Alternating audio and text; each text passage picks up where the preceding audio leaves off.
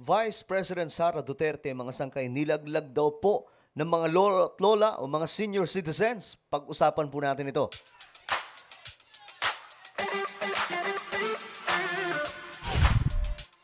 Yo, magandang oras po sa inyong lahat.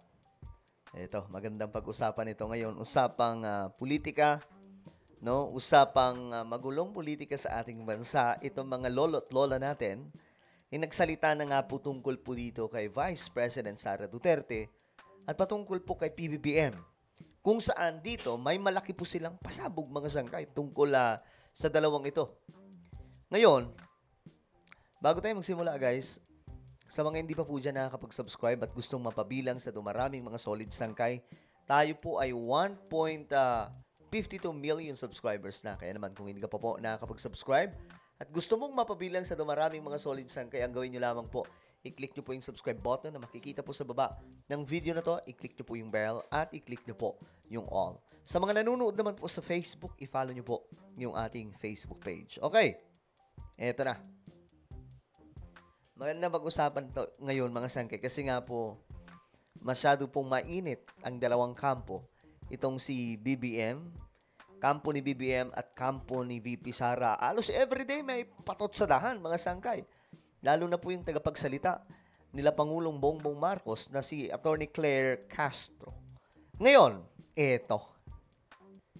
Mga lolo't lola, mga sangkay. Ayon dito, mga lolo at lola, hindi takot magsalita. Senior citizen, BBM ba sila o Sara? Eto na. Matinding pasabog ito mga sangkay ngayon. Panoorin natin. Hindi naman siya bastos na tao, di siya nagmumura, di ba? Kasyang mabait. Mga bata ngayon, ang dami nagmumura dahil ng panahon ni Duterte, natuto eh. Dapat isang vice-presidente ang magsalita ng ganon. Ayos to mga sangkay. Kwentuhan ng mga matatanda, no? Alam nyo, itong mga matatanda, mga sangkay, mga lolo't lola natin, mas may alam po talaga sila, no? Pagdating po sa pagkakaintindi sa mga politicians na ito, naabutan po nila mga sangkay ang iba't ibang klase mga leader ng ating bansa. Even Ferdinand E. Marcos, naabutan po nila. So, kumbaga mga sangkay, mas may kapasidad po sila na marinig natin po yung kanilang opinion. Hindi proper. Very improper talaga. Very improper daw si Vice President Sara Duterte. Nga ng tatay niya sa barang walang pinag-aaralan yung ganon. Nako, yari, mga sangkay. Parang walang pinag-aralan daw po si Vice President Sara. Bakit nga ba? Na magsasabi ng ganon.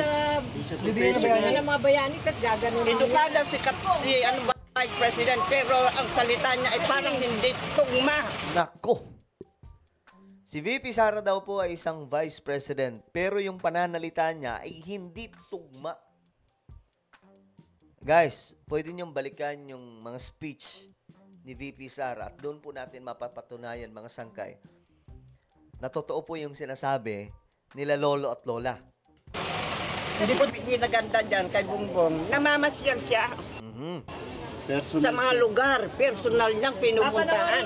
Ang mga nasalanta ng kalamidad.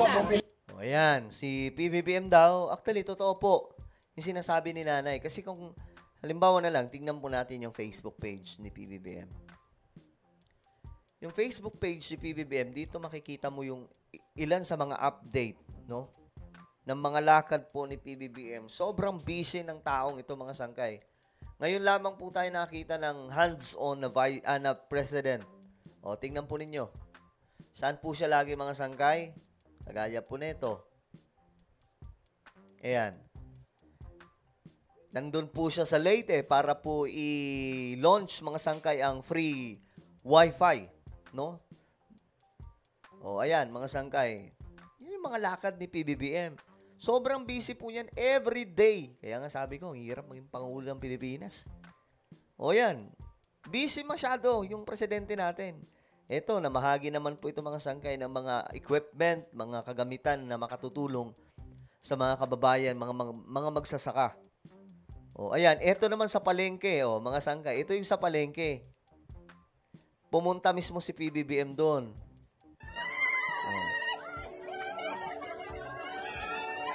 Ganyan po si Pangulong Bongbong Marcos. Talagang ano siya, mga sangkay, malapit po siya sa mga kababayan natin. Hindi po siya yung tipong panay banat lang, mga sangkay, di ba? May mga ganong, alam nyo na yun, siguro kung sinong tinutukoy natin, panay banat. Ito, walang salita, mga sangkay, na binabato na masamang tinapay. Dito lang, makikita po natin yung trabaho niya. Pumupunta sa palengke, mga sangkay. Bakit tinitingnan niya kung magkano yung mga presyo doon? Baka naman niloloko tayo nito mga ibang mga negosyante. Kasi mababa yung inflation ngayon, mga sangkay. So, gusto niya makita kung yung effect ng mababang inflation nakikita po talaga sa mga market o sa merkado.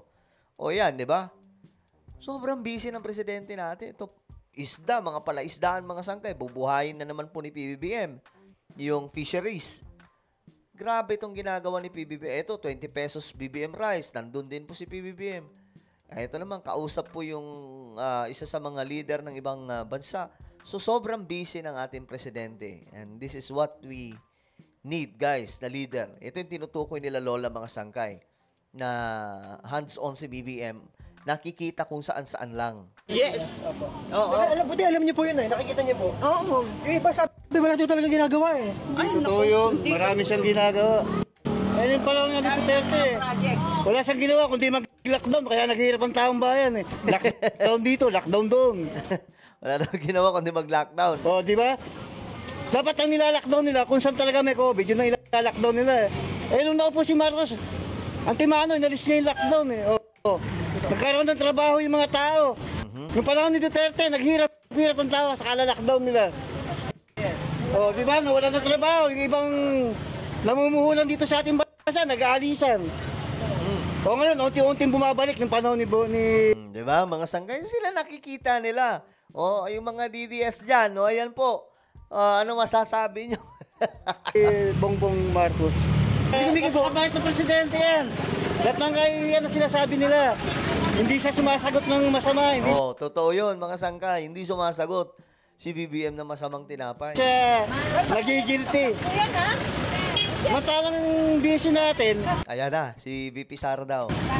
Iniimbestiga pa lang, guilty na. Ayaw pa magpaliwanag sa Senado at saka Kongreso. Bakit ayaw magpaliwanag si BP? Kitang-kita naman yung anomalya doon. Siya ang pinaka-head sa education. Dapat siya ang mag-intindi ng lahat, paliwanag na lahat-lahat. Yari. Bakit iniiba niya ang kwan? Topic. Hindi niya sinasagot ng tuwid. Vice President, kita nyo. Yari kayo sa mga lolo't lola. Kasi hindi kasi ang mabait. Dapat kailangan tahimik lang siya. Hindi kasi Okay na sa inyo, kahit silent. pabor kami na, unang-una. Bakit kami Grabe, no? Kwentuhan lang to, mga lolo't lola, pabor doon, Hindi naman siya bastos na tao, di siya nagmumura, di ba? kasi ang mabait. Mga bata nga, ang dami nagmumura. Dahil nung panahon ni Duterte, natuto Yari. Ayan na, mga sangkay. Nire-real talk na. Si Bongbong Marcos, nagmumura ba? Hindi.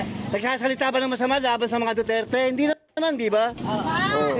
Yung mga sila lolo't lola, taga-yoyo Hindi kasi mabait si Presidente Marcos. Hindi naman siya bastos na tao. Ayan, mga sangkay, no? Grabe. Well, ano po ang inyong opinion, guys? Nag-agree ba kayo, mga sangkay? Pero, alam nyo, guys, totoo po yun. Si BBM, sobrang busy po talaga. Tingnan nyo po yung mga ganap niya, mga sangkay. Pinapakita po talaga kung anong ginagawa niya. Ayan, Dito, namahagi po siya. Nagpaano ng mga rice processing centers. Kaya maraming supply ng bigas sa ating bansa ngayon. Ayan, Tapos, namahagi po siya ng mga equipment para sa para sa pagsasaka. Mga ano yun, mga sangkay na equipment. Mga modern. Eto, mga mangingisda naman. Nandun si BBM. So sobrang hands-on po talaga. Ito naman, namigay po ng mga sasakyan, mga health, ano ba tawag din? The National Soil Health Program. Ito po ay mga sasakyan na may laboratory sa loob. Diba? Nakakatuwa mga sangkay yung presidente natin. Ito, just me, maraming daming ginagawa ng presidente natin. Well, ano po ang inyong opinion? Just comment down below. Meron po tayong YouTube channel. Sangkay Revelation. Hanapin niyo po ito sa YouTube ngayon din. Kapag nakita niyo na, i-click niyo po yung subscribe, i-click ang bell, at i-click niyo po yung all. Ako na po ay magpapaalam. Nag-iingat pong lahat. God bless everyone.